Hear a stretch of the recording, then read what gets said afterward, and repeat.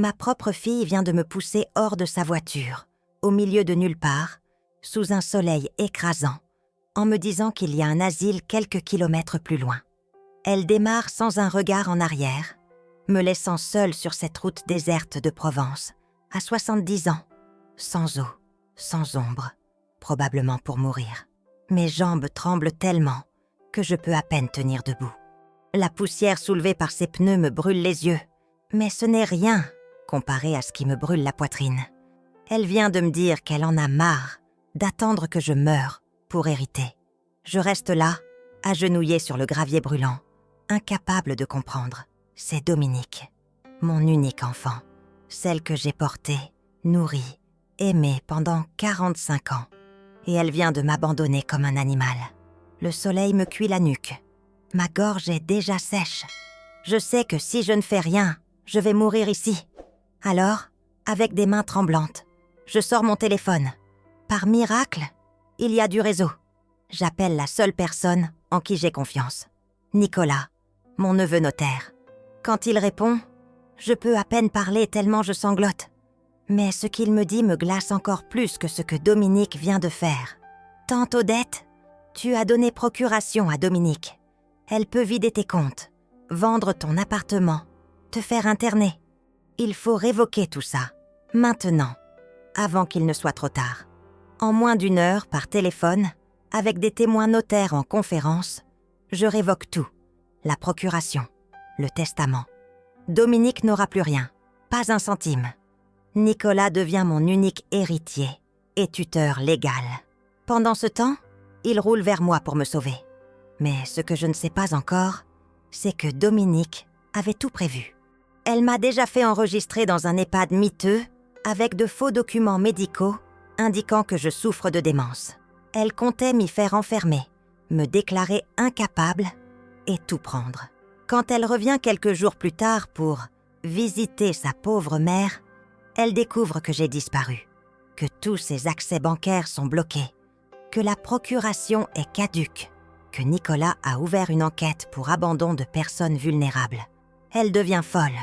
Elle m'appelle, me supplie, me menace. Mais mon numéro était bloqué. Elle ne sait pas où je suis. Moi, je suis installée chez Nicolas et sa famille, à Avignon, dans leur belle maison en pierre. Ils m'entourent d'amour, me reconstruisent. Mais chaque nuit, je me réveille en pensant à cette route, à son visage froid, à ces mots. Ton amour, je n'en veux pas. Je veux ta maison, ton argent, ta vie.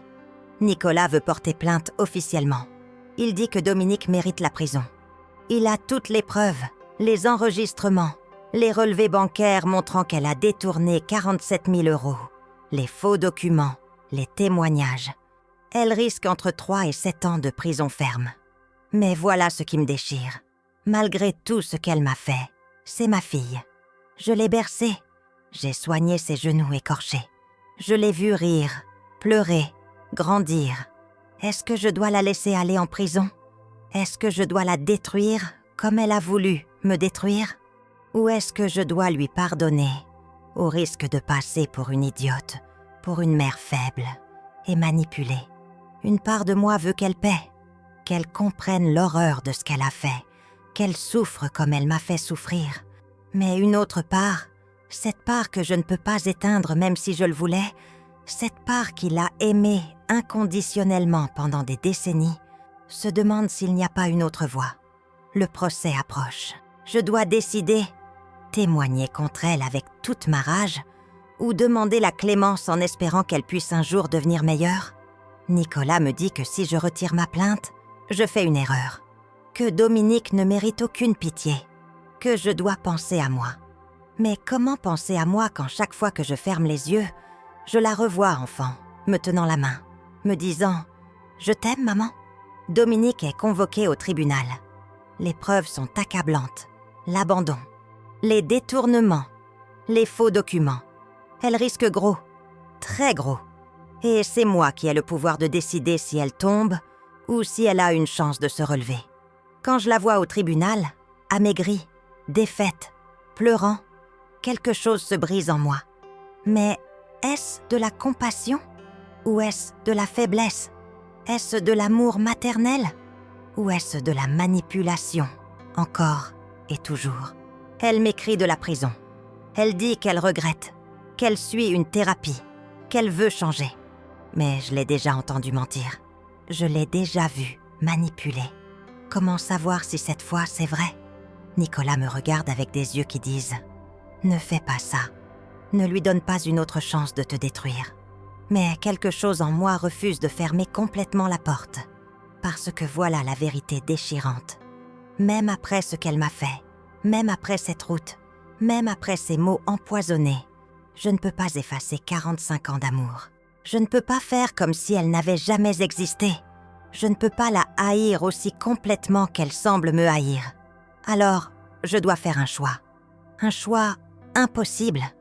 Un choix qui déterminera le reste de ma vie et le reste de la sienne. Est-ce que je la laisse tomber? Ou est-ce que je lui tends la main une dernière fois, au risque de me noyer avec elle? Et peu importe ce que je choisis, je sais une chose. Une partie de moi ne s'en remettra jamais. Parce qu'on ne se remet jamais vraiment d'avoir été abandonné par son propre enfant sur une route déserte, sous un soleil de plomb, avec pour seule parole « Tu peux crever, je m'en fous ». La question n'est pas de savoir si je survivrai. Je l'ai déjà fait. La question est « Comment vais-je vivre avec ce choix pour le reste de mes jours ?» Je n'aurais jamais imaginé qu'un simple coup de sonnette, un mardi matin de juin, changerait le cours de ma vie. Pourtant, quand j'ai ouvert la porte de mon appartement du 6e étage, rue Paradis à Marseille, et que j'ai vu Dominique sur le palier avec son sourire, ce sourire que je ne lui avais plus vu depuis des mois, quelque chose en moi s'est détendu. Peut-être même quelque chose s'est-il mis à espérer. « Bonjour maman », a-t-elle dit d'une voix douce, presque chantante. Elle portait une robe d'été bleu clair qui mettait en valeur ses yeux gris, ceux de son père. Ses cheveux châtains étaient attachés en un chignon négligé qui lui donnait un air jeune, insouciant. « Je te dérange ? » ?»« Jamais, ma chérie. » ai-je répondu en m'effaçant pour la laisser entrer. C'était un mensonge pieux. Depuis la mort d'Henri, mon mari, il y a 3 ans, Dominique était devenue une présence sporadique dans ma vie. Elle passait parfois, toujours pressée, toujours avec cette expression tendue qui me serrait le cœur. Mais ce matin-là, elle semblait différente, détendue, présente. Elle est entrée dans le salon et son regard a balayé la pièce comme elle le faisait toujours, inspectant, jaugeant. Mon appartement n'est pas grand, mais il est lumineux. 3 pièces avec vue sur les toits de Marseille, remplies de meubles que j'ai choisis avec Henri au fil des décennies. Le canapé en velours vert olive, la bibliothèque en merisier, les rideaux en lin blanc qui ondulent avec le vent du sud. Sur le buffet, les photos de famille. Notre mariage en 1975, Dominique enfant sur la plage de Cassis, Henri devant son cabinet d'architecte. « Tu veux un café ?» ai-je proposé. « Avec plaisir. » Elle s'est assise sur le canapé, croisant les jambes avec élégance. J'ai remarqué ses chaussures neuves, des sandales en cuir camel. Dominique a toujours eu du goût, même si ses moyens ne suivaient pas toujours. Elle travaille comme assistante marketing dans une PME de Marseille. Un emploi qu'elle trouve médiocre mais qu'elle conserve par nécessité. À 45 ans, divorcée 2 fois, sans enfant, elle me semblait souvent amère. Mais pas aujourd'hui. Je suis allée dans la cuisine préparer le café. Ma cafetière italienne, celle qu'Henri m'a offerte pour nos 20 ans de mariage, a émis son gargouillis familier. J'ai disposé 2 tasses en porcelaine sur un plateau avec quelques madeleines de la boulangerie du coin. Quand je suis revenue au salon, Dominique regardait par la fenêtre, perdue dans ses pensées. « Voilà, ma chérie. Merci, maman. » Elle a pris sa tasse, soufflé doucement sur le café fumant, puis a bu une gorgée. Toujours aussi bon. Nous avons parlé de choses banales pendant quelques minutes. La chaleur qui s'installait sur Marseille, les travaux interminables sur la Canebière, la santé de ma voisine Madame Bertrand, qui venait de se faire opérer de la hanche. Dominique acquiesçait, souriait, mais je sentais qu'elle avait quelque chose à dire, quelque chose d'important. Finalement, elle a posé sa tasse et m'a regardé droit dans les yeux. « Maman, ça fait longtemps qu'on n'a pas passé du temps ensemble. Juste nous deux. » Mon cœur s'est serré. C'était vrai. Depuis la mort d'Henri, nos rapports s'étaient tendus sans que je comprenne vraiment pourquoi. Oh, j'avais mes hypothèses. Dominique avait toujours été plus proche de son père. Architecte brillant, Henri avait bâti notre vie confortablement. Il avait laissé un petit patrimoine. Cet appartement, quelques économies, une assurance vie. Dominique savait qu'elle hériterait un jour. Mais était-ce pour cela qu'elle semblait parfois si impatiente, si agacée par mes appels, mes invitations à déjeuner? C'est vrai, ai-je admis. Tu es tellement occupée. Justement, je voudrais qu'on prenne un jour, peut-être 2, pour faire une balade en Provence. Comme quand j'étais petite, tu te souviens? Papa nous emmenait voir les champs de lavande, les villages perchés. Les larmes me sont montées aux yeux. Je me souvenais, ces étés heureux où nous partions tous les 3 dans notre vieille Citroën, explorant les Alpilles, les dentelles de Montmirail, les gorges du Verdon. Dominique courait entre les rangées de lavande en riant. Henri la prenait dans ses bras pour lui montrer le panorama. « Regarde ma puce, c'est ça la beauté du monde. »« Je me souviens, » ai-je murmuré. « Alors, qu'est-ce que tu en dis? On pourrait partir demain matin. Je conduis. Tu n'as qu'à profiter du paysage. On s'arrêtera dans un joli restaurant. On visitera peut-être Gordes ou Roussillon. » Comment aurais-je pu refuser? Ma fille me tendait une main. Une occasion de renouer, de retrouver cette complicité que j'avais cru perdue. « Avec grand plaisir, ma chérie. » Son sourire s'est élargi. « Parfait. Je passe te chercher demain à 9h. Prends juste un petit sac avec l'essentiel. On ne part pas longtemps. » Elle est restée encore une demi-heure, parlant de ses projets au travail, d'une promotion possible, de ses envies de changement. J'écoutais, heureuse de la voir si animée. Quand elle est partie, elle m'a embrassée sur les 2 joues. « À demain, maman. À demain, ma chérie. » Après son départ, je suis restée un long moment assise sur le canapé. Une étrange sensation dans la poitrine. Du bonheur, certainement. Mais aussi quelque chose d'autre. Une petite voix, tout au fond de moi, qui murmurait « Méfie-toi ». Je l'ai fait taire. C'était ridicule. Dominique était ma fille, mon unique enfant. Elle voulait simplement passer du temps avec moi.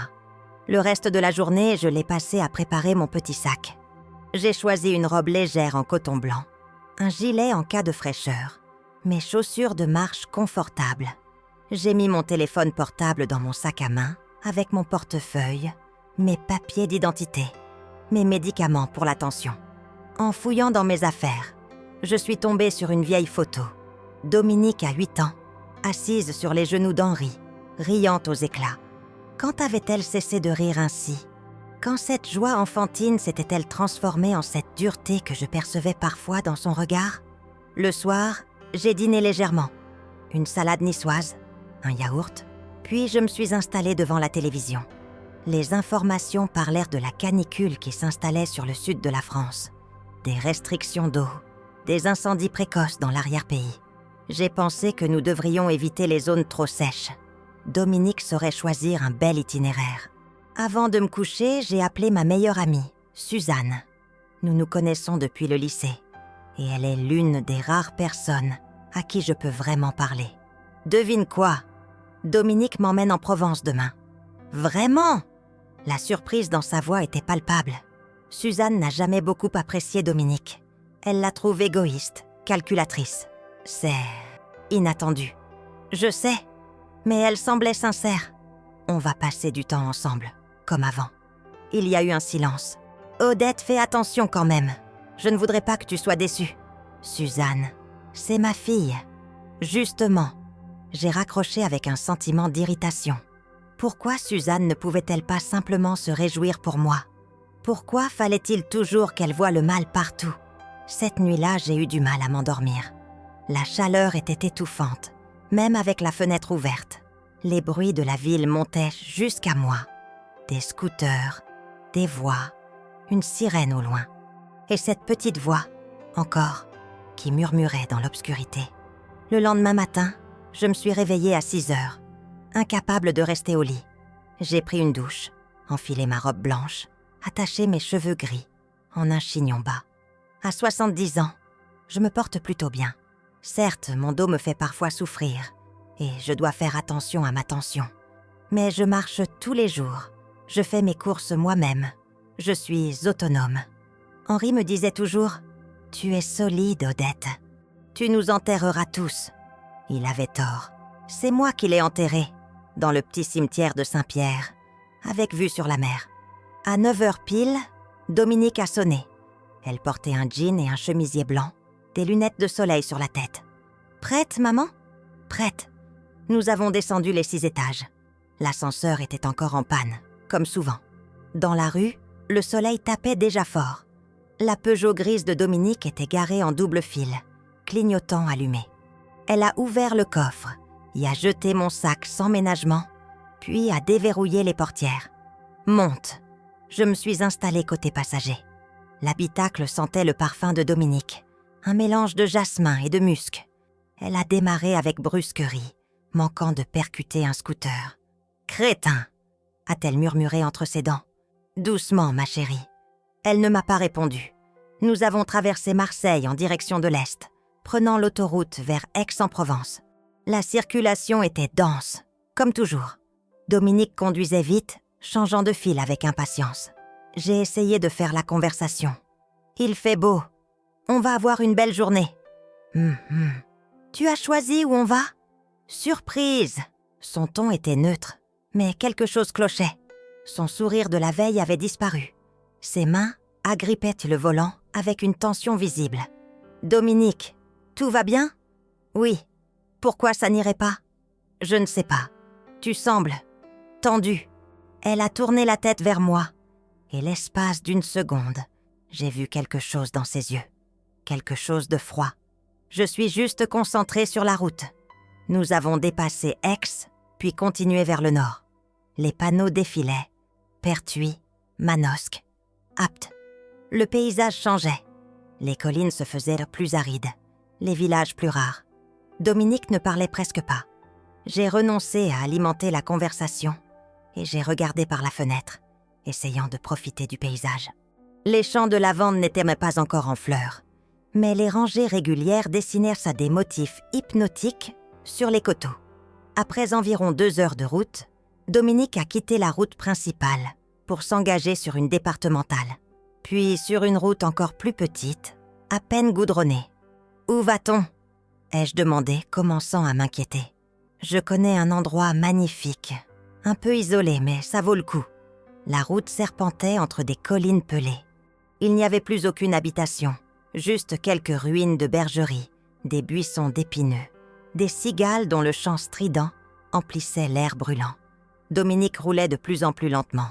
Son visage était fermé, ses lèvres serrées, en une ligne dure. « Dominique, je ne comprends pas.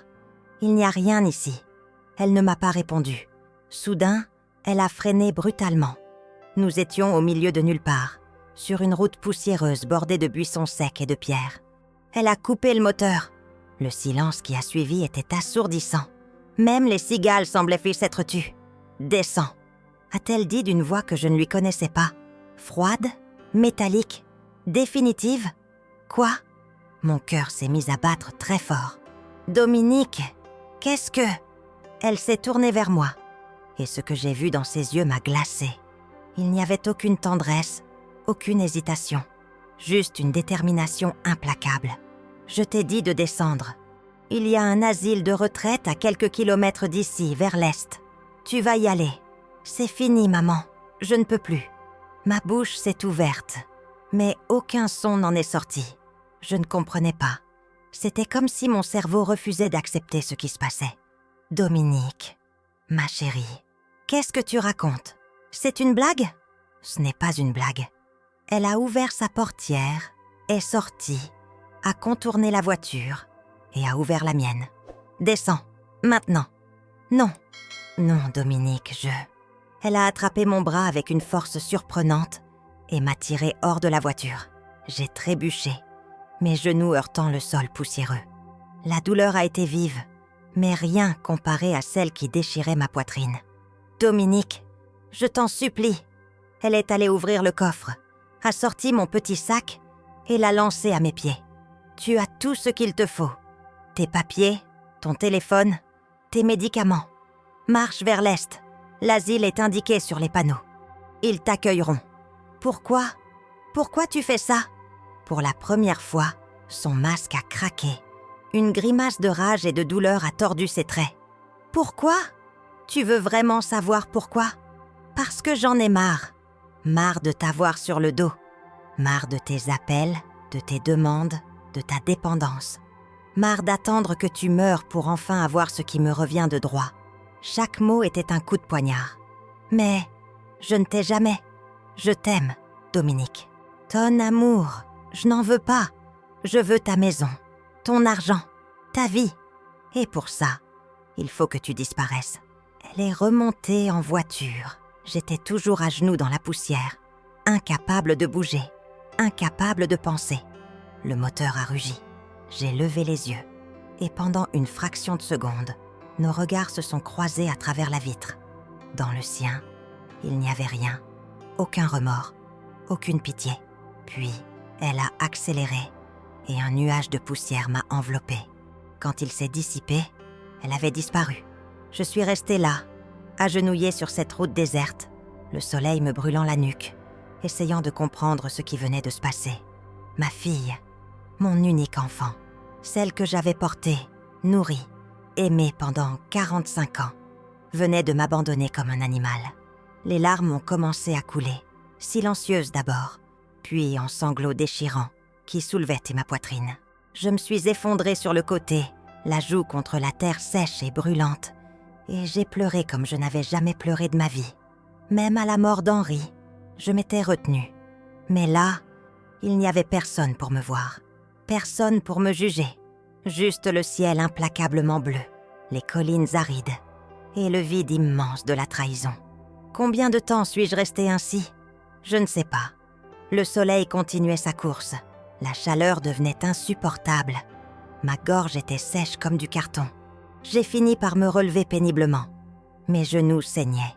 Ma robe blanche était couverte de poussière. J'ai ramassé mon sac à main, l'ai ouvert avec des mains tremblantes. Mon téléphone était là, mes papiers, mon portefeuille, avec les quelques billets que j'avais pris, mes médicaments. J'ai regardé autour de moi. La route s'étendait dans les deux directions, disparaissant derrière des collines. Aucun panneau, aucun signe de civilisation. Dominique avait dit « vers l'est ». Mais où était l'est? Le soleil était à son zénith. Je ne pouvais pas m'orienter. Et cet asile, existait-il seulement? Ou était-ce un mensonge de plus? J'ai commencé à marcher dans la direction où Dominique était partie, me disant qu'elle était forcément venue de quelque part, qu'il devait y avoir une route plus importante, un village. Chaque pas était une souffrance. Mes chaussures de marche, pourtant confortables, me semblaient soudain lourdes. Le soleil me brûlait la peau. J'avais oublié de prendre de la crème solaire, de l'eau. Quelle idiote j'étais. Après ce qui m'a semblé une éternité, mais n'était probablement qu'une vingtaine de minutes, je me suis arrêtée. Je n'en pouvais plus. Mes jambes tremblaient. Ma vue se brouillait. Si je continuais comme ça, j'allais faire un malaise. Je me suis assise à l'ombre maigre d'un arbre rachitique, une sorte de chêne kermesse aux feuilles piquantes, et j'ai fermé les yeux. C'est alors que j'ai pensé à Nicolas. Nicolas, le fils de ma sœur cadette, Marguerite. Elle était morte il y a 10 ans d'un cancer foudroyant. Et depuis, Nicolas était devenu comme un fils pour moi. Plus proche, en vérité, que Dominique ne l'avait jamais été. Nicolas est notaire à Avignon. Il a 42 ans, une femme adorable prénommée Hélène, et 2 enfants, Lucie, 12 ans, et Thomas, 9 ans. Nous nous voyons régulièrement. Il m'appelle toutes les semaines. Pour mon dernier anniversaire, il m'avait invité à dîner dans un restaurant gastronomique et m'avait offert un châle en cachemire. Avec des mains qui tremblaient toujours, j'ai sorti mon téléphone. Par miracle, il y avait du réseau. 2 bars, mais c'était suffisant. J'ai composé le numéro de Nicolas. Le téléphone a sonné 1 fois, 2 fois. « S'il te plaît, réponds », ai-je murmuré. « S'il te plaît. »« Allô ?» Sa voix, ferme et chaleureuse, a éclaté dans mon oreille comme une bouée de sauvetage. « Nicolas !» J'ai voulu continuer, mais ma voix s'est brisée. Tante Odette? C'est toi? Qu'est-ce qui se passe? Les sanglots sont revenus, incontrôlables. Nicolas, aide-moi. Dominique, elle m'a abandonnée. Le silence qui a suivi n'a duré qu'une seconde, mais j'ai senti toute l'intensité de sa concentration. Où es-tu? Décris-moi ce que tu vois. Reste calme, tante Odette. Je vais venir te chercher. Je ne sais pas. Une route. Au milieu de nulle part. Des collines. Il n'y a rien. Tu es partie de Marseille? Dans quelle direction? Vers le nord, je crois. On a dépassé Aix, puis Apt, peut-être. Après ça a tourné sur des petites routes. D'accord. Regarde ton téléphone. Tu as une application de localisation? J'ai mis le haut-parleur et, avec l'aide de Nicolas, j'ai ouvert l'application de carte. Un point bleu clignotait au milieu de nulle part, entre deux villages dont je n'avais jamais entendu parler.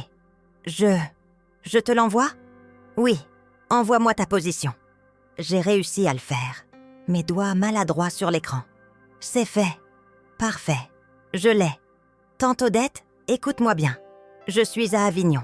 Ça va me prendre environ 1 heure pour arriver jusqu'à toi. Tu peux tenir? Je crois. Bien. Reste où tu es. Mets-toi à l'ombre. Bois de l'eau si tu en as. Je n'en ai pas. J'ai entendu un juron étouffé. D'accord. Essaie de ne pas trop bouger. Économise tes forces. Je pars immédiatement. Tu m'entends? Je viens te chercher. Merci. Merci, Nicolas. Tante Odette, avant de raccrocher, j'ai besoin de te demander quelque chose. C'est important. Très important. Quoi? Tu as donné procuration à Dominique, n'est-ce pas? Pour gérer tes comptes, tes affaires? Je n'ai pas répondu tout de suite. Comment le savait-il? Ah oui, je lui en avais parlé il y a quelques mois.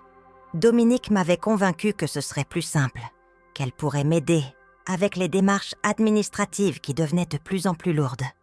Oui. Et ton testament? Dominique est ton unique héritière? Oui. Pourquoi? Sa voix s'est faite plus grave. Parce que ce qu'elle vient de faire, tante Odette, c'est de l'abandon de personnes vulnérables. Un délit grave. Mais au-delà de ça, je pense qu'elle avait un plan. Elle voulait te faire interner, te déclarer incapable et prendre le contrôle de tes biens. Peut-être même pire. Ma voix était à peine un murmure. Il faut révoquer cette procuration, tout de suite, et modifier ton testament. Je sais que c'est brutal, que c'est douloureux, mais c'est la seule façon de te protéger. Si Dominique a encore ses pouvoirs légaux, elle peut faire n'importe quoi. Me comprends-tu? J'ai fermé les yeux. Dominique, ma petite fille, celle à qui j'avais tout donné. Oui, je comprends. Tu m'autorises à le faire? Je peux organiser une conférence téléphonique avec 2 confrères notaires. C'est légal, surtout dans une situation d'urgence. Je vais enregistrer ta révocation de procuration et prendre de nouvelles dispositions testamentaires. Il te suffit de dire oui clairement et de répondre à quelques questions, d'accord? Quelque chose en moi s'est endurci. La douleur était toujours là, immense, mais elle cédait la place à autre chose, une froide détermination. Dominique avait fait son choix. Maintenant, je faisais le mien. D'accord, fais-le. Les 45 minutes qui ont suivi sont restées floues dans ma mémoire. Nicolas a organisé une conférence téléphonique avec 2 de ses confrères notaires d'Avignon. Ils m'ont posé des questions. Confirmais-je être Odette Marie Marchand, née le 15 mars 1955? Étais-je en pleine possession de mes facultés? Souhaitais-je révoquer la procuration donnée à Dominique Marchand le 8 février 2025? Souhaitais-je modifier mon testament? À chaque question, j'ai répondu d'une voix claire, surprenante même pour moi. Oui. J'ai révoqué la procuration. J'ai fait de Nicolas mon tuteur légal en cas d'incapacité. J'ai modifié mon testament pour qu'il soit mon unique héritier. Dominique n'aurait rien. Pas un centime. Pas une photo. Rien. Quand ce fut terminé, Nicolas est resté en ligne. Tante Odette, j'ai prévenu Hélène. Elle prépare la chambre d'amis. Tu vas venir habiter chez nous le temps qu'on règle cette histoire. D'accord? D'accord. Je n'avais plus de force pour discuter. Je suis en route. J'ai quitté le cabinet il y a 21 minutes. Je roule vite. Encore 30 minutes, maximum. Tiens bon, 30 minutes, une éternité. Nicolas? Oui? Merci. Tu es la seule famille qui me reste. J'ai entendu sa voix se fêler légèrement. Tu n'es pas seule, tante Odette. Tu ne le seras plus jamais, je te le promets. Après avoir raccroché, je suis restée prostrée à l'ombre de mon arbre. Le soleil continuait sa course implacable. Je sentais mes lèvres se fendiller, ma peau brûler. Mais je m'en fichais. Dans ma tête, les images défilaient. Dominique bébé, emmailloté dans sa couverture rose. Dominique à l'école, me tenant la main le premier jour. Dominique adolescente, claquant la porte de sa chambre après une dispute. Dominique adulte, me regardant avec ce mélange d'agacement et de lassitude que j'avais fini par accepter comme normal. Quand avait-elle commencé à me haïr? Ou peut-être ne m'avait-elle jamais aimée? Peut-être n'avais-je été pour elle qu'un obstacle, une gêne, quelque chose à supporter en attendant l'héritage? Ces questions tournèrent dans ma tête comme des vautours, me déchirant de l'intérieur. Le bruit d'un moteur m'a tiré de mes pensées. Une voiture approchait. Mon cœur s'est mis à battre follement. Et si c'était Dominique qui revenait pour finir ce qu'elle avait commencé? Mais non, c'était un SUV noir. Il s'est arrêté à ma hauteur. La portière s'est ouverte et Nicolas en est descendu. Il a couru vers moi. « Tante Odette !» Je me suis effondrée dans ses bras et j'ai pleuré comme une enfant perdue. Nicolas m'a aidée à me relever avec une douceur infinie. Mes jambes tremblaient tellement qu'elles pouvaient à peine me porter. Il m'a soutenue jusqu'à son SUV, a ouvert la portière passager et m'a installée comme si j'étais en porcelaine. « Attends, je vais chercher de l'eau. » Il est allé à l'arrière du véhicule et en a sorti une bouteille d'eau fraîche. « Bois doucement, pas trop vite. » J'ai obéi, sentant le liquide apaiser ma gorge desséchée. Chaque gorgée me rappelait que j'étais vivante, que j'avais survécu. Nicolas est remonté en voiture, a mis le contact et la climatisation à fond. L'air frais m'a enveloppée comme une bénédiction. « On va d'abord à l'hôpital de Cavaillon. Tu as besoin d'être examinée. »« Non, je veux juste rentrer. » « Tante Odette. » Sa voix était ferme, mais gentille. « Tu as passé plusieurs heures sous un soleil de plomb. Tu es déshydratée et tu as vécu un choc traumatique. Tu vas à l'hôpital. Ce n'est pas négociable. » Je n'ai pas eu la force de protester. Il a fait demi-tour sur la route étroite avec une habileté que je lui enviais et nous avons repris en sens inverse. Pendant le trajet, il m'a posé des questions d'une voix calme, méthodique. « Raconte-moi exactement ce qui s'est passé depuis le début. » J'ai tout raconté. L'invitation de Dominique, son sourire, le voyage qui avait commencé normalement, puis ce changement dans son attitude, cette froideur croissante, et finalement, l'abandon. Les mots sortaient à part saccades, entrecoupés de sanglots que j'essayais de contenir. Nicolas écoutait sans m'interrompre, mais je voyais sa mâchoire se serrer, ses mains agripper le volant, avec une force contenue. Elle a dit qu'il y avait un asile à quelques kilomètres. Ai-je murmuré. Est-ce que c'était vrai? Nicolas a jeté un coup d'œil à son GPS.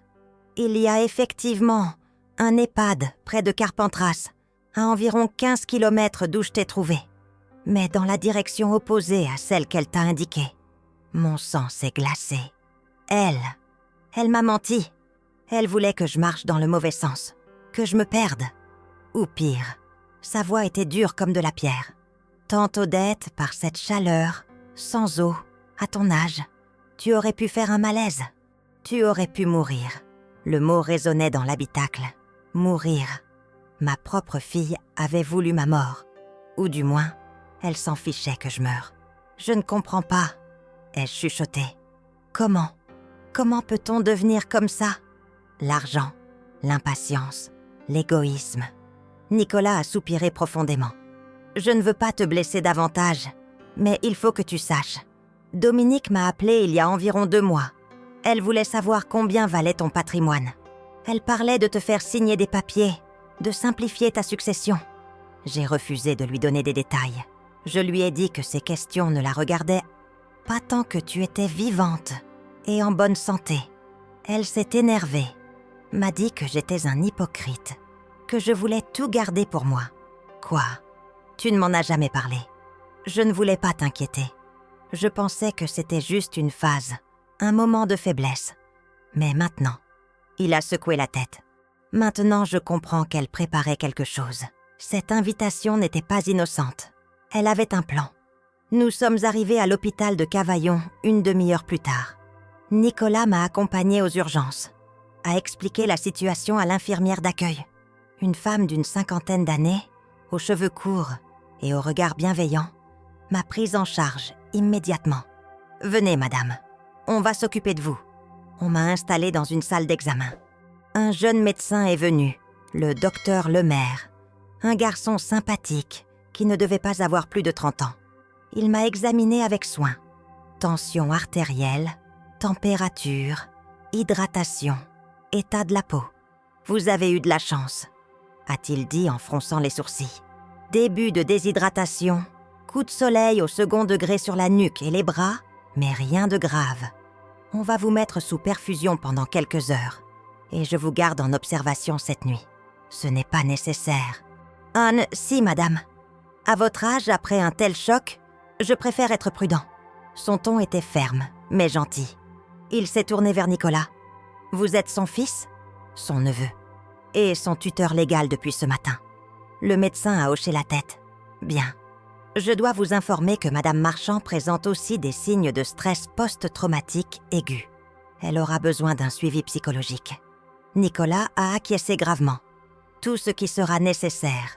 Et docteur, il faut que vous sachiez que ce qui s'est passé n'était pas un accident. C'est un abandon volontaire, par sa propre fille. Je vais porter plainte. Le visage du médecin s'est assombri. Je vais faire un certificat médical détaillant les lésions et l'état psychologique de Madame Marchand. Ça pourra servir de preuve. Merci. On m'a installée dans une chambre individuelle, au calme. La perfusion coulait doucement dans mon bras. Nicolas est resté avec moi, assis sur la chaise près du lit. Hélène va venir tout à l'heure. Elle t'apporte des vêtements propres et quelques affaires. Tu es trop bon. Tante Odette, arrête. Tu es ma famille, la seule qui compte vraiment. Il a pris ma main dans la sienne. Maintenant, il faut qu'on parle de la suite. J'ai déjà contacté un avocat spécialisé dans les affaires familiales. Maître Rousseau, une femme redoutable. Elle va préparer une plainte pour abandon de personnes vulnérables. C'est un délit puni de 5 ans de prison et 75 000 € d'amende. J'ai fermé les yeux. L'idée de Dominique en prison me rendait malade. Mais en même temps, elle l'avait cherché. Fais ce qui est nécessaire. Il y a autre chose. Nicolas a marqué une pause. Je pense que Dominique a déjà commencé à agir. La procuration qu'elle avait, elle a dû l'utiliser. Je vais demander un relevé complet de tous tes comptes bancaires. Si elle a fait des virements, des retraits importants, on pourra l'ajouter au dossier. Tu crois qu'elle a volé mon argent? J'en suis presque certain. La colère est montée en moi. Une colère que je ne me connaissais pas. Pure, brûlante, libératrice presque. Qu'elle aille au diable. Nicolas a souri tristement. C'est bien. Il faut que tu te mettes en colère. C'est plus sain que la culpabilité. Hélène est arrivée en fin d'après-midi, les bras chargés d'un sac de voyage. Elle m'a embrassée avec chaleur. Odette, ma pauvre. Nicolas m'a tout raconté. C'est monstrueux. Hélène est une femme douce, aux longs cheveux châtains souvent attachés en tresse, avec des yeux noisettes pleins de compassion. Elle enseigne la littérature française dans un lycée d'Avignon. Elle et Nicolas se sont rencontrés à l'université et ils sont ensemble depuis 20 ans. Je les ai toujours admirés, leur équilibre, leur complicité. Comment vont les enfants? Ai-je demandé, essayant de penser à autre chose. Ils sont inquiets pour toi. Ils veulent te voir. Je leur ai dit que tu viendrais habiter à la maison quelque temps. Je ne veux pas vous déranger. Odette. Hélène s'est assise sur le bord du lit. Tu ne déranges jamais. Tu es la bienvenue chez nous aussi longtemps que nécessaire. Et franchement, ça nous fait plaisir. Lucie et Thomas t'adorent. Les larmes me sont revenues. Depuis combien de temps pleurais-je?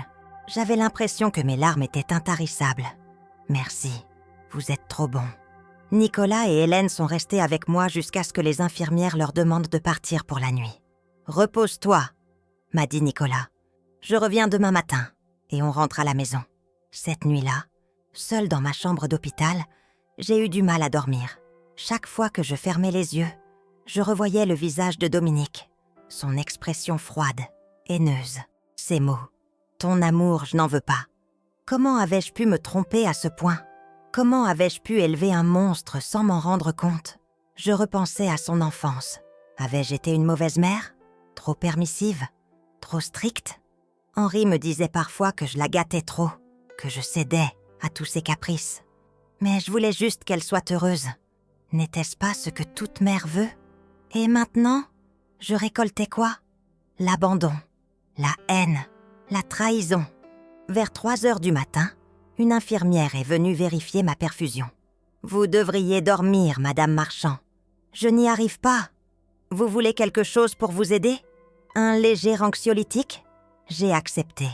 Elle m'a donné un comprimé que j'ai avalé avec un peu d'eau. Peu à peu, mes pensées se sont brouillées et j'ai sombré dans un sommeil agité, peuplé de cauchemars. Le lendemain matin, le docteur Lemaire est venu me voir. « Bonjour, Madame Marchand. Comment vous sentez-vous? Fatiguée? Mais mieux physiquement? Bien. Vos analyses sont bonnes.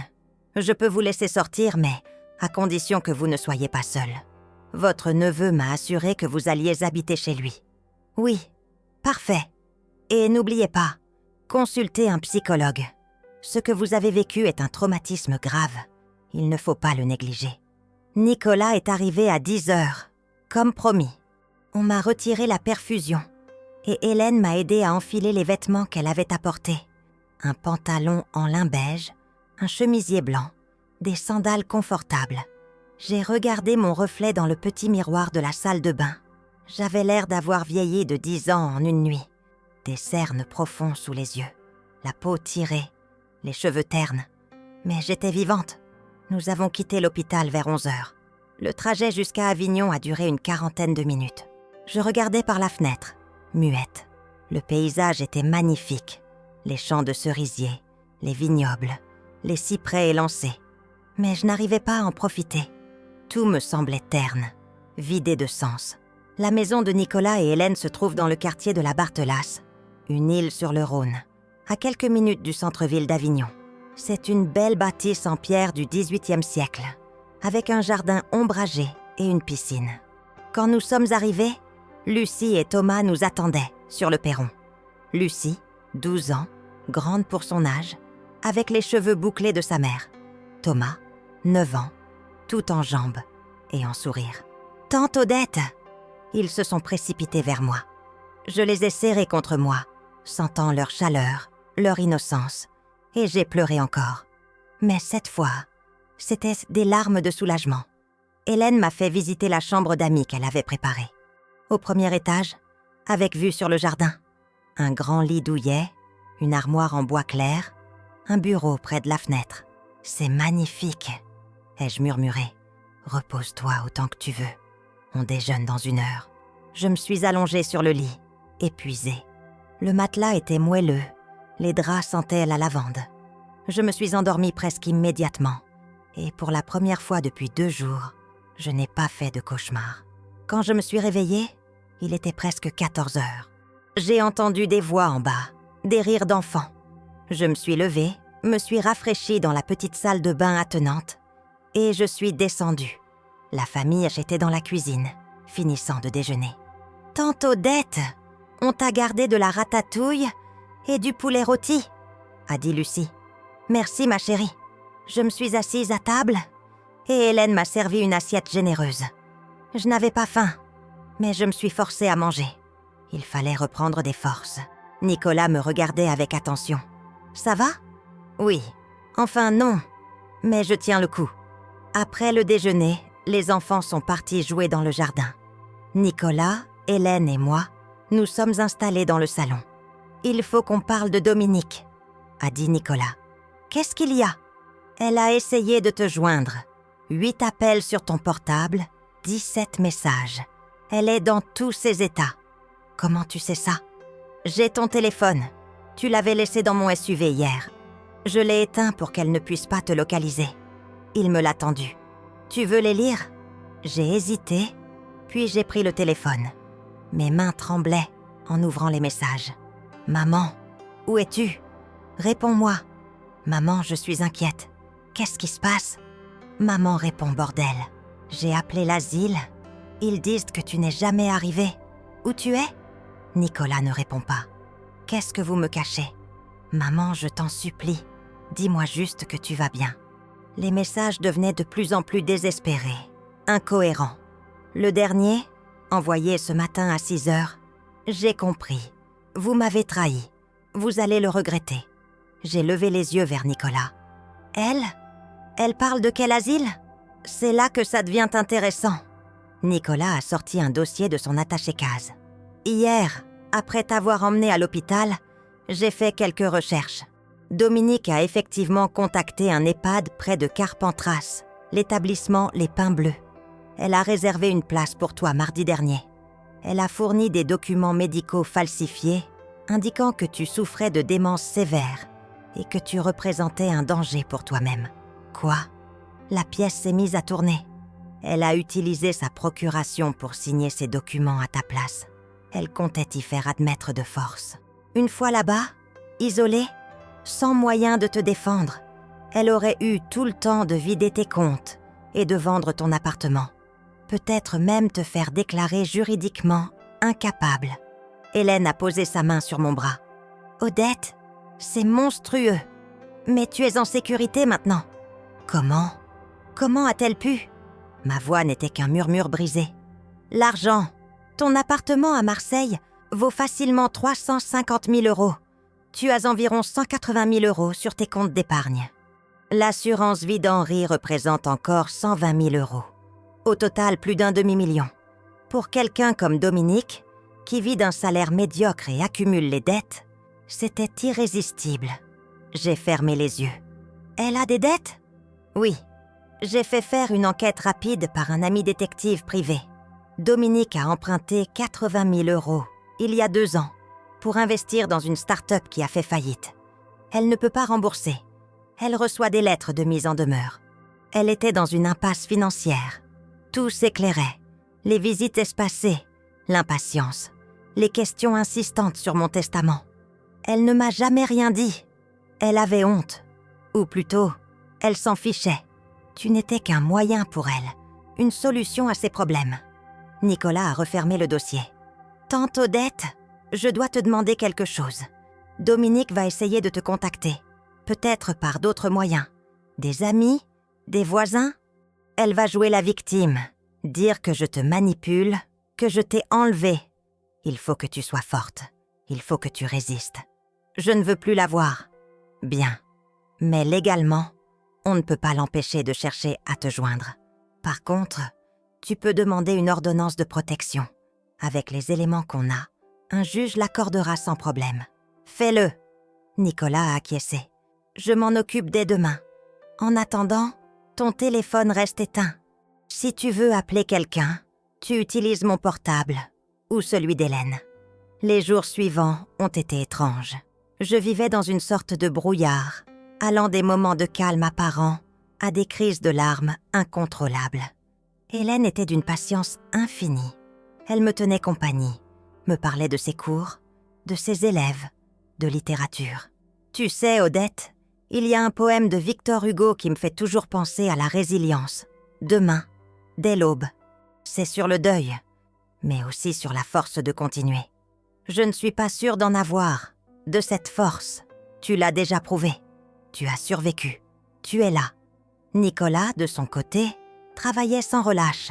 Il a porté plainte officiellement contre Dominique. Il a récupéré tous les relevés bancaires et découvert que, effectivement, Dominique avait effectué plusieurs virements importants depuis mon compte vers le sien. 15 000 € en mars, 20 000 en avril, 12 000 début juin. Au total, 47 000 € détournés. C'est de l'abus de confiance. Ça fait un deuxième chef d'accusation, a expliqué Nicolas. Maître Rousseau, l'avocate, est venue me voir à la maison. Une femme d'une 50aine d'années, aux cheveux gris courts, au regard perçant. « Madame Marchand, votre dossier est solide, très solide. Votre fille risque gros. Mais il faut que vous soyez préparée. Elle va se défendre. Elle va probablement dire que vous étiez d'accord pour les virements, que c'était pour l'aider, que vous n'étiez plus en état de gérer vos affaires. C'est faux. Je sais, et on le prouvera. Mais ça risque d'être long et pénible. Êtes-vous prête? J'ai serré les poings. Oui. Le jeudi suivant, une semaine après l'abandon, Nicolas a reçu un appel. C'était Dominique. Elle voulait me parler. Elle dit qu'elle doit te voir, que c'est une question de vie ou de mort. C'est un piège. Probablement. Mais légalement, on ne peut pas l'ignorer complètement. Je propose qu'on organise une rencontre ici dans un cadre sécurisé. Maître Rousseau sera présente, moi aussi. Dominique n'aura aucune possibilité de te manipuler ou de te faire du mal. Qu'en penses-tu? L'idée de revoir ma fille me terrifiait. Mais en même temps, une part de moi voulait comprendre, voulait l'entendre, voir si elle avait, ne serait-ce qu'une once de remords. D'accord, mais pas seule. Vous restez avec moi, évidemment. La rencontre a été fixée au samedi après-midi. Nicolas a insisté pour que ce soit dans son bureau à domicile. Une pièce au rez-de-chaussée avec une grande table, des bibliothèques juridiques et surtout, une caméra de surveillance.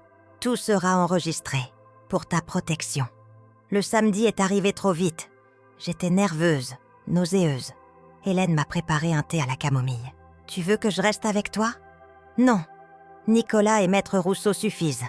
Mais merci. À 14h précises, la sonnette a retenti.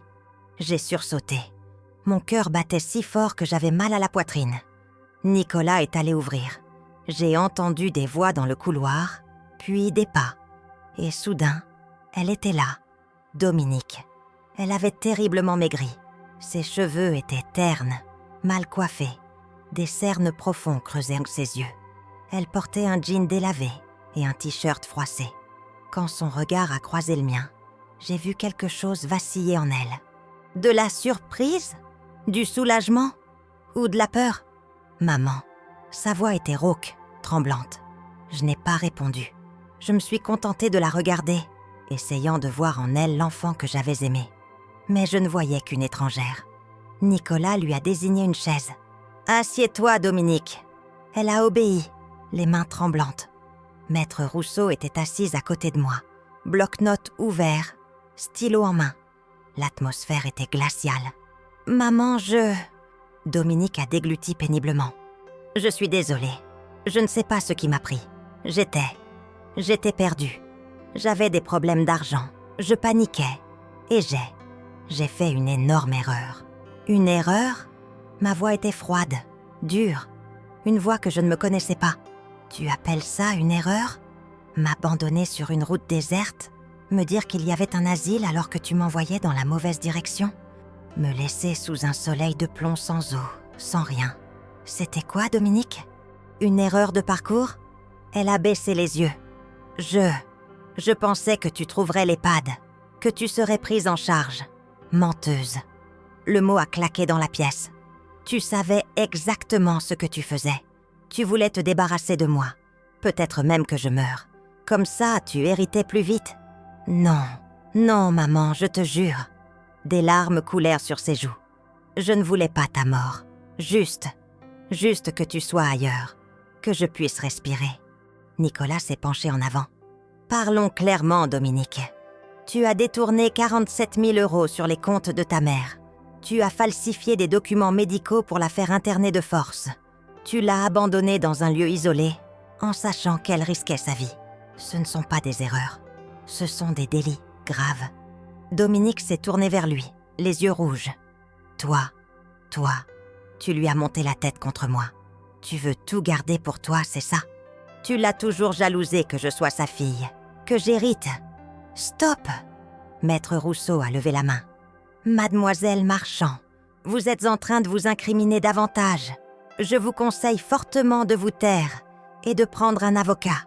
Je n'ai pas besoin d'avocat. J'ai juste besoin que ma mère me pardonne. Elle s'est tournée vers moi, les mains jointes comme en prière. Maman, s'il te plaît, je suis ta fille, ton unique enfant. Tu ne peux pas me faire ça. Tu ne peux pas me détruire. Quelque chose s'est brisé en moi. Toute la douleur, toute la rage accumulée depuis cette route déserte a explosé. Te détruire? C'est toi qui as voulu me détruire. C'est toi qui m'as rejeté comme un déchet. Et maintenant tu oses venir me supplier? Tu veux mon pardon? Pour pouvoir continuer à me voler? À me mentir? Non. Maman, non. Je ne suis plus ta mère. Les mots sont sortis avec une clarté terrible. Tu as tué ça sur cette route. Tu as tué tout l'amour que j'avais pour toi. Il ne reste rien. Tu m'entends? Rien. Le silence qui a suivi était assourdissant. Dominique me fixait, bouche ouverte, comme si je l'avais giflé. Puis, lentement, son expression a changé. La supplication a disparu, remplacée par quelque chose de plus sombre. De la haine, de la rage pure. Très bien. Sa voix était glaciale. Très bien. Tu veux jouer à ça? On va jouer. Tu crois que tu vas t'en sortir comme ça? Que tu vas vivre tranquille chez ton précieux neveu pendant que moi je perds tout? Non. Je vais me battre. Je vais te traîner dans tous les tribunaux. Je vais prouver que tu es sénile, manipulé, que Nicolas t'a monté la tête. Et je récupérerai ce qui me revient de droit. Nicolas s'est levé. Cette conversation est terminée. Dominique, sors de chez moi, maintenant. Elle s'est levée brusquement, faisant tomber sa chaise. Vous allez le regretter, tous les deux. Elle a pointé un doigt tremblant vers moi. Surtout toi, maman. Tu vas regretter de m'avoir abandonnée. C'est toi qui m'as abandonnée, ai-je murmuré. Elle est partie en claquant la porte. Le bruit a résonné dans toute la maison. Je suis restée assise, pétrifiée, les mains tremblantes. Nicolas s'est agenouillé près de moi. « Tante Odette, tu as été incroyable. Je ne me sens pas incroyable. Je me sens vide. » Maître Rousseau a refermé son bloc-notes. Cette rencontre était nécessaire. Maintenant, nous savons exactement à quoi nous attendre. Dominique va effectivement se battre, mais elle n'a aucune chance. Les preuves sont accablantes. Dans les jours qui ont suivi, Dominique a tenu parole. Elle a engagé un avocat. Elle a contesté la révocation de procuration. Elle a déposé une plainte contre Nicolas pour séquestration de personnes vulnérables. C'était absurde, grotesque, mais ça m'affectait quand même. Nicolas et Maître Rousseau répondaient à chaque attaque avec une précision chirurgicale. Certificats médicaux, témoignages, enregistrements, relevés bancaires. Le dossier contre Dominique devenait de plus en plus lourd. Pendant ce temps, je commençais lentement à reconstruire quelque chose qui ressemblait à une vie. Hélène m'avait trouvé une psychologue, Madame Fontaine, une femme douce d'une 60aine d'années. Je la voyais 2 fois par semaine. Au début, je ne savais pas quoi dire. Puis, petit à petit, les mots sont venus. La douleur, la trahison, mais aussi, étrangement, une forme de libération. « Vous savez, Odette, » m'a dit Madame Fontaine lors d'une séance, « ce que votre fille vous a fait est terrible, impardonnable peut-être, mais en un sens, elle vous a aussi libéré d'une illusion. L'illusion que l'amour maternel suffit toujours, que le sang crée obligatoirement des liens indestructibles. Ce n'est pas vrai. Et accepter cette vérité, aussi douloureuse soit-elle, peut vous permettre de vous reconstruire. » Ces mots m'ont accompagnée longtemps. 1 mois après l'abandon, la police a convoqué Dominique pour un interrogatoire officiel. Nicolas m'a tenue informée. Elle a nié en bloc. Elle dit que tu as voulu aller visiter l'EHPAD, que tu as insisté pour y aller seule, et qu'elle t'a juste déposé sur la route parce que tu le lui demandais. C'est ridicule, évidemment. Et les enquêteurs ne sont pas dupes. Surtout avec le témoignage du personnel de l'EHPAD qui confirme qu'elle avait tout organisé à l'avance, avec de faux documents. La machine judiciaire se mettait en marche, lentement, inexorablement. Et moi, dans la maison de Nicolas et Hélène, entourée de l'affection de Lucie et Thomas, je découvrais quelque chose que je n'avais pas ressenti depuis longtemps. La paix. Pas la joie, pas encore, mais la paix. Le droit de vivre sans culpabilité, sans peur, sans avoir à justifier mon existence. Un soir, alors que nous dînions tous les 5 dans le jardin sous les étoiles, Lucie m'a demandé « Tante Odette, tu es triste ?» J'ai réfléchi. « Oui, ma chérie, mais je vais mieux. Papa dit que ta fille a été méchante avec toi. Oui, mais nous, on t'aime. Ça compte aussi, non ? Les larmes me sont montées aux yeux. Oui, ma chérie, ça compte énormément. Thomas a ajouté, avec le sérieux d'un enfant de 9 ans. Tu peux rester ici pour toujours si tu veux. On a plein de place. Nicolas et Hélène ont souri. C'est vrai, tante Odette. Cette maison est aussi la tienne. Cette nuit-là, avant de m'endormir, j'ai pensé à Dominique. Où était-elle ? Que ressentait-elle ? Avait-elle des remords ?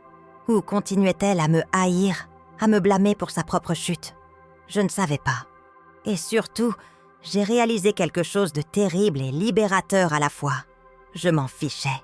Ma fille m'avait abandonnée sur une route déserte. Mais en faisant ça, elle m'avait aussi poussée vers une nouvelle famille. Une famille choisie.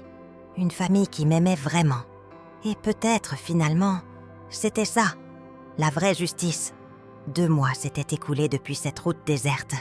2 mois pendant lesquels ma vie avait basculé dans une réalité que je n'aurais jamais pu imaginer. L'été provençal battait son plein. Et dans le jardin de Nicolas et Hélène, les cigales chantaient leur mélopée incessante. J'avais pris l'habitude de m'asseoir chaque matin sous le grand platane, une tasse de café à la main, regardant les enfants jouer dans la piscine. Ces moments de quiétude me semblaient irréels après la tempête que j'avais traversée. Le dossier contre Dominique avançait. Maître Rousseau m'appelait régulièrement pour me tenir informée. L'instruction était en cours. Le juge d'instruction avait auditionné tous les témoins. Le personnel de l'EHPAD qui confirmait les manœuvres frauduleuses de Dominique. Le docteur Lemaire qui attestait de mon état lors de mon admission à l'hôpital. Même Suzanne, mon amie, qui avait témoigné sur les changements de comportement de Dominique ces dernières années. Le procureur requiert le renvoi devant le tribunal correctionnel, m'avait expliqué Maître Rousseau lors de notre dernière rencontre. Pour abandon de personnes vulnérables, abus de confiance et faux en écriture. Dominique risque entre 3 et 7 ans de prison ferme, plus une interdiction définitive de gérer vos biens. J'avais hoché la tête mécaniquement. Ces mots, prison, condamnation, me semblaient appartenir à un autre monde, pas à celui où j'avais bercé ma fille, chanté des berceuses, soigné ses genoux écorchés. Nicolas était satisfait. Justice sera faite, tante Odette. Elle paiera pour ce qu'elle t'a fait. Mais moi, étrangement, je me sentais de plus en plus mal à l'aise. Pas à cause de la culpabilité. Cette culpabilité malsaine qui m'aurait fait excuser l'inexcusable. Non, c'était autre chose. Une question qui me hantait chaque nuit. Qu'est-ce que je voulais vraiment ? Vengeance ? Justice ? Ou simplement la paix ? Un mardi matin de début août, alors que je prenais mon café habituel sous le platane, Hélène est venue s'asseoir près de moi. Tu as l'air songeuse. Je pense à Dominique. C'est normal. Est-ce que c'est mal de se demander si on fait la bonne chose ? Hélène a réfléchi un moment, tournant sa tasse entre ses mains. La bonne chose pour qui ? Pour toi ? Pour elle ? Pour la société ? Je ne sais pas. Pour tout le monde peut-être. Odette, ce que Dominique t'a fait est criminel. Elle mérite d'être punie. Mais toi, tu mérites aussi de trouver la paix. Et peut-être que ces 2 choses ne sont pas incompatibles. Tu crois qu'on peut pardonner sans oublier ? Hélène a souri doucement. Je crois qu'on peut pardonner sans effacer. Le pardon, ce n'est pas dire « ce que tu as fait n'est pas grave », c'est dire « ce que tu as fait est grave ». Mais je ne vais pas laisser cette douleur me détruire. C'est se libérer soi-même. Ces paroles ont résonné en moi toute la journée. Le soir même, j'en ai parlé avec Madame Fontaine, ma psychologue. Je me demande si je dois continuer la procédure judiciaire. Pourquoi cette question maintenant ? Parce que je me rends compte que peu importe ce que le tribunal décidera, ça ne changera pas ce qui s'est passé. Dominique ira peut-être en prison, mais est-ce que ça me rendra heureuse ? Est-ce que ça réparera notre relation ? Non. Alors à quoi bon ? Le système judiciaire n'est pas là pour réparer les relations, Odette. Il est là pour sanctionner les actes répréhensibles et protéger les victimes. Vous êtes une victime. Vous avez le droit de demander justice. Je sais, mais j'ai aussi le droit de choisir comment je veux vivre le reste de ma vie. Et je ne suis pas sûre de vouloir la passer à poursuivre ma fille devant les tribunaux. Madame Fontaine m'a regardé longuement. Vous avez fait un chemin immense, Odette. Vous êtes passé de la sidération à la colère, puis à la reconstruction. Maintenant, vous êtes à un carrefour. Personne ne peut décider à votre place quelle route prendre. Cette nuit-là, j'ai à peine dormi. Les questions tournaient dans ma tête comme des oiseaux affolés. Et puis, vers 4 heures du matin, j'ai pris ma décision. Le lendemain, j'ai demandé à Nicolas de m'organiser un rendez-vous avec Maître Rousseau. C'est urgent? Oui. Il a froncé les sourcils, inquiet, mais n'a pas posé de questions. Le rendez-vous a été fixé au jeudi après-midi, dans le bureau de Maître Rousseau, en centre-ville d'Avignon. Nicolas m'y a accompagné. L'avocate nous a reçus dans son cabinet élégant, tout de boiserie et de livres de droit. « Madame Marchand, que puis-je pour vous ?» J'ai pris une grande inspiration. Je voudrais retirer ma plainte. Le silence qui a suivi était assourdissant. Nicolas s'est redressé brusquement. « Quoi ? Tante Odette, tu ne peux pas ?»« Laisse-moi parler, Nicolas. » Ma voix était ferme. « Maître, je sais ce que vous allez me dire. Que Dominique mérite d'être puni. Que c'est important pour envoyer un message. Que si je retire ma plainte, elle pourrait recommencer. Je comprends tout ça. Mais j'ai 70 ans. Je ne sais pas combien de temps il me reste. Et je ne veux pas passer ce temps dans les tribunaux, à revivre encore et encore ce qui s'est passé. » Maître Rousseau a croisé les mains sur son bureau. « Je vous comprends, Madame Marchand. Mais vous devez savoir que même si vous retirez votre plainte, le procureur peut décider de continuer les poursuites d'office, surtout dans un cas aussi grave. Qu'est-ce que je peux faire alors ? Vous pouvez témoigner en faveur d'une clémence. Expliquez au procureur que vous ne souhaitez pas de condamnation lourde. Ça sera pris en compte. Mais Dominique sera quand même jugé. » Nicolas s'est levé, agité. « Tante Odette, tu te rends compte de ce que tu es en train de faire ? Après tout ce qu'elle t'a fait subir, elle ne mérite aucune pitié. » « Ce n'est pas de la pitié, Nicolas. C'est de la libération. Pour moi. » Je l'ai regardé dans les yeux. « Tu as été merveilleux. Tu m'as sauvé la vie, littéralement. Tu m'as donné un foyer, de l'amour, une nouvelle famille. Mais cette décision, elle m'appartient et j'ai besoin de la prendre pour moi. » Il s'est rassis lentement, les mâchoires serrées. « Je ne suis pas d'accord. Mais si c'est vraiment ce que tu veux, c'est ce que je veux. » Maître Rousseau a acquiescé. « Très bien. Je vais rédiger un courrier au procureur expliquant votre position. Mais préparez-vous. Dominique devra quand même comparaître et vous serez probablement appelé à témoigner. » Je sais. Les semaines suivantes ont été étranges. Nicolas était distant, presque froid. Je sentais qu'il m'en voulait, qu'il pensait que je faisais une erreur monumentale. Hélène, elle, me soutenait discrètement. « C'est ton choix, Odette, et je le respecte. » Lucie et Thomas, dans leur innocence, ne comprenaient là pas les tensions.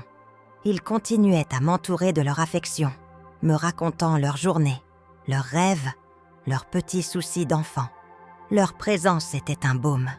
Un soir, alors que nous dînions en famille, Thomas m'a demandé « Tante Odette, tu vas retourner chez toi un jour ?» La question m'a prise au dépourvu. « Chez moi, à Marseille, dans ton appartement. » J'ai regardé Nicolas et Hélène. Je ne sais pas, je n'y ai pas vraiment réfléchi. Nicolas a posé sa fourchette. « Tu n'es pas obligée d'y retourner, tante Odette. Tu peux rester ici aussi longtemps que tu veux. Je sais. Et vous ne pouvez pas savoir à quel point je vous suis reconnaissante. Mais peut-être qu'il faudra que j'y retourne un jour. Cet appartement, c'est ma vie. Mes souvenirs avec Henri, mes affaires, mon histoire. Dominique connaît l'adresse. » a dit Nicolas d'un ton sec. « Si tu y retournes, elle pourrait venir te harceler. Peut-être, ou peut-être pas. On verra. » Le procès de Dominique a été fixé au 15 septembre. Maître Rousseau m'a préparé à témoigner. « Il faut que vous soyez honnête, Madame Marchand. Racontez ce qui s'est passé, sans rien cacher. Mais aussi, expliquez votre position actuelle. Le tribunal doit comprendre que vous ne cherchez pas la vengeance. » Le jour du procès est arrivé trop vite. Le tribunal correctionnel d'Avignon, un bâtiment imposant et austère. Nicolas, Hélène et Maître Rousseau m'accompagnaient. J'étais terrifiée. Mon cœur battait si fort que j'avais l'impression qu'il allait exploser. Nous sommes entrés dans la salle d'audience. Des bancs en bois, des murs gris, une atmosphère solennelle et oppressante. Et là, assise au banc des prévenus, il y avait Dominique. Elle avait encore maigri. Ses cheveux étaient tirés en arrière, révélant un visage creusé, des cernes profonds. Elle portait un tailleur noir trop grand pour elle. Quand nos regards se sont croisés, elle a détourné les yeux immédiatement. Le procès a commencé. Le procureur a exposé les faits avec une précision clinique. L'abandon, les faux documents, les détournements de fonds. Chaque mot était un coup de poignard. Les témoins ont défilé. Le personnel de l'EHPAD, le docteur Lemaire, Nicolas. Puis ça a été mon tour. Madame Odette Marchand, approchée de la barre. Je me suis levée, les jambes tremblantes. J'ai juré de dire la vérité. Le président du tribunal, un homme d'une 60aine d'années, au regard sévère mais pas dénué de compassion, m'a fait signe de m'asseoir. « Madame Marchand, pouvez-vous nous raconter ce qui s'est passé le 18 juin dernier ?»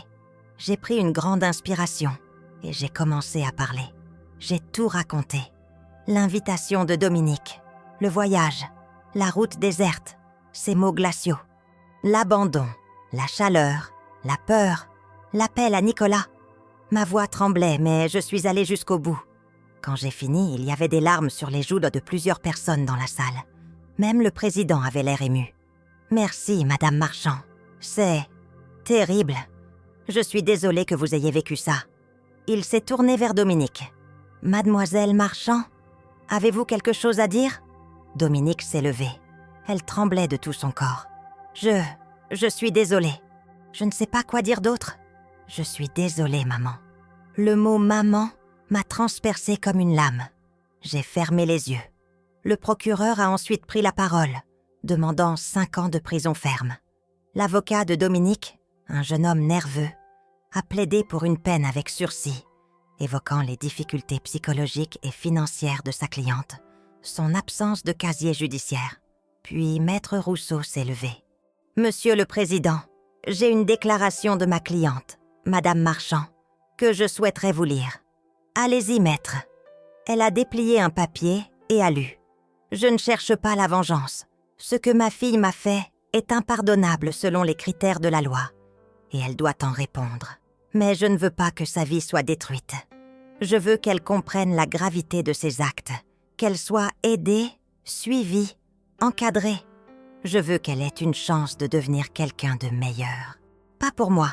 Pour elle, parce que malgré tout, elle reste mon enfant. » Le silence dans la salle était total. J'ai regardé Dominique. Elle pleurait, le visage enfoui dans ses mains. Le tribunal s'est retiré pour délibérer.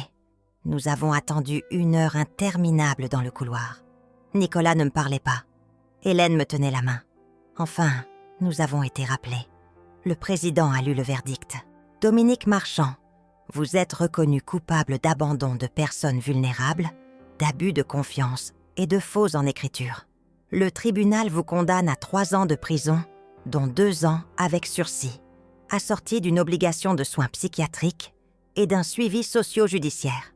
Vous êtes également condamné à rembourser la somme de 47 000 € détournés, plus 10 000 € de dommages et intérêts à la victime. Interdiction de contact avec Madame Odette Marchand pendant 5 ans. Interdiction de gérer les biens d'autrui pendant 10 ans. » Dominique s'est effondrée sur sa chaise. 1 an de prison ferme. Elle allait être incarcérée. Nous sommes sortis du tribunal dans un silence lourd. Nicolas était furieux. 1 an seulement. C'est ridicule. Elle va aller en prison, Nicolas. C'est déjà énorme. Elle méritait bien plus. Je me suis arrêtée sur les marches du tribunal. « Nicolas, regarde-moi. » Il s'est tourné vers moi, les yeux brillants de colère. « Tu as fait tout ce que tu pouvais. Tu m'as sauvée. Tu m'as donné une nouvelle vie. Mais maintenant, il faut que tu me laisses faire mon chemin à moi, pas celui que tu voudrais pour moi. » Sa colère est tombée d'un coup. Il m'a serrée dans ses bras. « Je veux juste que tu sois heureuse, tante Odette. Je sais, et c'est pour ça que je t'aime. » Les semaines qui ont suivi le procès ont été apaisantes. Dominique a été incarcérée dans un centre de détention pour femmes près de Marseille. Je n'ai pas cherché à la voir. Pas encore. Peut-être un jour. ou peut-être jamais. Je ne savais pas. Ce que je savais, en revanche, c'est que j'avais besoin de me reconnecter à mon passé, à ma vie d'avant. Fin septembre, j'ai annoncé à Nicolas et Hélène que je voulais retourner à Marseille. Pas pour y vivre forcément, mais pour y passer quelques jours, régler des affaires, voir mon appartement. « Je viens avec toi », a immédiatement dit Nicolas. « Non, j'ai besoin de faire ça seul. » Il a voulu protester, mais Hélène l'en a empêché. « Laisse-la, Nicolas. Elle sait ce qu'elle fait. » J'ai pris le train jusqu'à Marseille, un mardi matin. Le trajet m'a semblé à la fois interminable et trop court. Quand je suis arrivée à la gare Saint-Charles, la ville m'a accueillie avec son agitation habituelle, son soleil éclatant, ses odeurs de mer et de pastis. J'avais l'impression d'avoir quitté Marseille, il y a des années, alors que ça ne faisait que 3 mois. J'ai pris un taxi jusqu'à mon immeuble, rue Paradis. Tout était exactement comme je l'avais laissé. L'ascenseur toujours en panne, les 6 étages à monter. L'odeur de café qui s'échappait de l'appartement de Madame Bertrand. Quand j'ai ouvert ma porte, j'ai été submergée par l'émotion. Mes meubles, mes photos. L'odeur d'Henri qui flottait encore, mélange de son eau de Cologne et de tabac. Je me suis assise sur le canapé en velours vert et j'ai pleuré. Mais cette fois, c'était des larmes de retrouvailles. J'ai passé 3 jours à Marseille. J'ai trié des affaires, relu de vieilles lettres, regardé des albums photos. J'ai rendu visite à Suzanne, qui m'a serrée dans ses bras en pleurant. « Tu m'as tellement manqué. J'avais si peur pour toi. » Je vais bien, Suzanne. Mieux que bien même. Le dernier soir, j'ai reçu un appel inattendu. C'était Maître Rousseau. « Madame Marchand, je voulais vous prévenir. Dominique a demandé à vous voir. Elle a écrit une lettre. » Mon cœur s'est serré. « Une lettre ? Oui, je peux vous la faire parvenir si vous le souhaitez. Vous n'êtes pas obligé de la lire. Envoyez-la moi. » La lettre est arrivée 2 jours plus tard, alors que j'étais revenue à Avignon. Une enveloppe simple, avec l'écriture de Dominique, que je reconnaîtrais entre mille. Je l'ai gardée sur ma table de nuit pendant 1 semaine avant de trouver le courage de l'ouvrir. Quand je l'ai enfin fait, un soir où Nicolas et Hélène étaient sortis, mes mains tremblaient. « Maman, je ne sais même pas si j'ai le droit de t'appeler comme ça. Je ne sais pas si j'ai le droit de t'écrire. Mais je dois essayer. Je suis en prison. C'est ce que je mérite. Chaque jour, je repense à ce que j'ai fait. À cette route, à ton visage, à ta voix quand tu m'as supplié. Et chaque jour, je voudrais pouvoir revenir en arrière. Je ne peux pas t'expliquer pourquoi j'ai fait ça.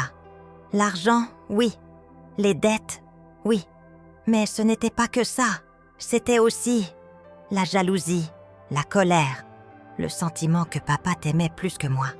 Que tu avais tout et que moi je n'avais rien. C'est stupide. C'est horrible. Mais c'est la vérité.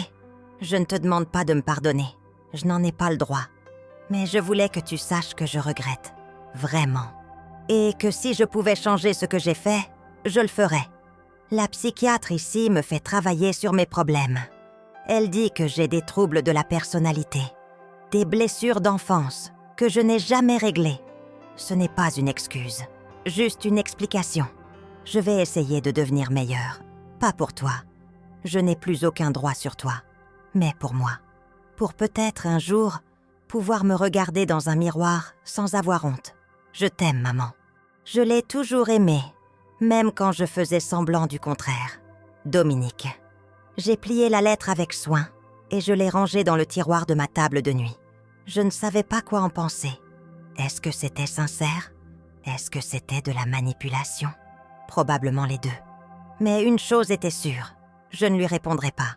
Pas maintenant. Peut-être un jour. Ou peut-être jamais. J'avais besoin de temps, de distance, de continuer à me reconstruire sans être aspirée à nouveau dans le tourbillon de ses problèmes. Les mois ont passé. L'automne est arrivé. Puis l'hiver. J'ai fêté Noël avec Nicolas, Hélène et les enfants. C'était un Noël joyeux, chaleureux, rempli de rires et de cadeaux. Lucie m'a offert un châle qu'elle avait tricoté elle-même. Thomas un dessin me représentant avec eux. « C'est notre famille », a-t-il dit fièrement. Et pour la première fois depuis longtemps, j'ai senti quelque chose que je croyais perdu à jamais. La joie. En janvier, j'ai pris une décision importante. J'ai mis mon appartement de Marseille en vente. Pas par vengeance, pas par colère, simplement parce que je n'en avais plus besoin. Ma vie était désormais ici, à Avignon, avec Nicolas, Hélène et les enfants. Marseille était mon passé. Avignon était mon présent et peut-être mon futur. « Tu es sûr ?» m'a demandé Nicolas quand je lui ai annoncé. « Oui, c'est le bon moment. » L'appartement s'est vendu rapidement. Avec l'argent, j'ai constitué un fonds de dotation pour une association qui aide les personnes âgées victimes d'abus. C'était ma façon de donner du sens à ce qui m'était arrivé, de transformer la douleur en quelque chose de constructif. En février, j'ai reçu une nouvelle lettre de Dominique. Je l'ai lue, cette fois plus rapidement. Elle racontait sa vie en prison, ses progrès en thérapie, ses regrets. À la fin, elle demandait si, peut-être, je pourrais lui rendre visite un jour. J'ai réfléchi longtemps, puis j'ai écrit une courte réponse. « Dominique, j'ai reçu ta lettre. Je suis heureuse que tu suives un traitement et que tu travailles sur toi-même. C'est important. Mais je ne viendrai pas te voir. Pas maintenant. Peut-être jamais. Non par méchanceté, mais parce que j'ai besoin de me protéger. J'ai construit une nouvelle vie et je dois la préserver. Je ne te hais pas, mais je ne peux pas non plus te faire une place dans ma vie. Pas après ce qui s'est passé. Je te souhaite de trouver la paix. Et peut-être, un jour, le pardon de toi-même. Odette. » J'ai envoyé la lettre sans regret. C'était ma vérité, ma façon de fermer une porte tout en laissant une fenêtre entr'ouverte. Pas pour elle, pour moi. Le printemps est revenu sur la Provence. Les champs se sont couverts de fleurs. Les marchés ont retrouvé leurs couleurs et leurs odeurs. Et moi, je me suis retrouvée. Un dimanche après-midi d'avril, alors que toute la famille pique-niquait au bord du Rhône, Thomas m'a demandé « Tante Odette, tu es heureuse maintenant ?» J'ai regardé autour de moi. Nicolas et Hélène qui riaient, Lucie qui courait après un papillon, le soleil qui jouait sur l'eau, le vent doux dans les arbres, et j'ai réalisé quelque chose d'extraordinaire. Oui, mon chéri, je suis heureuse. Ce n'était pas le bonheur insouciant de la jeunesse. Ce n'était pas l'innocence perdue. C'était un bonheur plus profond, plus résilient. Un bonheur construit sur les ruines de la trahison, sur les cendres de l'illusion. Un bonheur qui savait d'où il venait et combien il était précieux. Dominique avait voulu me détruire. Et d'une certaine manière, elle avait réussi. Elle avait détruit la femme que j'étais. Naïve, trop confiante, prisonnière d'un amour maternel aveugle. Mais de cette destruction était née une autre femme, plus forte, plus lucide, plus libre. Et cette femme-là, personne ne pourrait jamais la détruire. Quelques semaines plus tard, j'ai reçu un appel du centre pénitentiaire. Dominique avait été libérée sous condition après 6 mois. Elle était suivie, encadrée, mais libre. L'information ne m'a provoqué ni joie, ni peur, juste une forme d'indifférence apaisée. « Elle a demandé ton adresse », m'a dit Nicolas avec inquiétude. Évidemment, ils ont refusé de la lui donner. Bien, tu n'as pas peur qu'elle essaie de te retrouver ? Non, parce que si elle a vraiment changé, elle respectera mon choix. Et si elle n'a pas changé, alors elle n'a de toute façon plus aucun pouvoir sur moi. Nicolas m'a regardée avec admiration.